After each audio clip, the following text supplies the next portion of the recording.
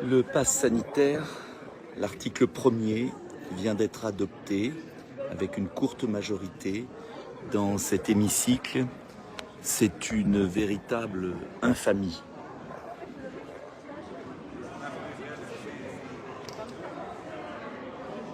Il y a une suspension de séance maintenant pour décider si nous allons continuer à délibérer dans la nuit. C'est une infamie parce que, au terme de cet article, le contrôle de tous par chacun va commencer.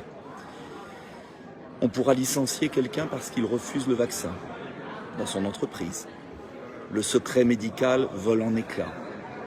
Les restaurateurs devront signaler les mauvais citoyens qui s'assoient à la terrasse des cafés et qui n'ont pas été vaccinés ou qui n'ont pas un test négatif de moins de 48 heures. Les contrôleurs de train seront surveillés par les policiers et les gendarmes pour savoir s'ils ont bien interdit l'accès au train. Les centres commerciaux seront bloqués. Plus de 20 millions de Français vont vivre un enfer. Un conseiller d'un ministre, je l'ai dit cet après-midi, a été cité dans le journal Libération et il disait « Nous allons faire une vie de merde pour les non-vaccinés ».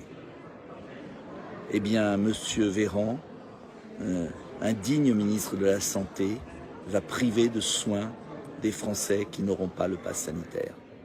Et puis, tout ça va s'aggraver à partir d'octobre avec le paiement des tests, mesure contraire aux freins à l'épidémie. L'article 1er, nous en avons discuté pendant des heures. Je regrette que des députés LR, républicains, aient voté cet article 1er et soient favorables au pass sanitaire. Ils ne sont plus dignes de gouverner. Je regrette que les oppositions aient été éparpillées. Certains se sont battus courageusement. Je salue M. Ruffin, qui n'est pas de mon bord politique, et qui a été le seul avec moi à avoir le courage d'aborder la question des enfants qui vont être vaccinés par un vaccin sans recul, en autorisation conditionnelle. Mais jusqu'où ira-t-on dans ce pays?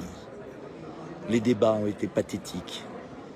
La majorité s'est écrasée, à l'exception d'un député, M. Ruppin, qui a été courageux. En un mot, une fois de plus, l'histoire de France bascule dans la société de délation. Le Parlement se couche.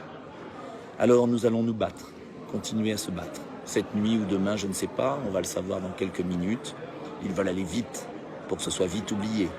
Mais vous n'allez pas oublier les contraintes pour les non-vaccinés, mais aussi pour les vaccinés, car vous serez sous surveillance. Et lorsque Pfizer décidera que le vaccin n'est plus bon pour vous et qu'il en faut une 3e dose, eh bien, la laisse sera serrée par le gouvernement Emmanuel Macron, son petit serviteur.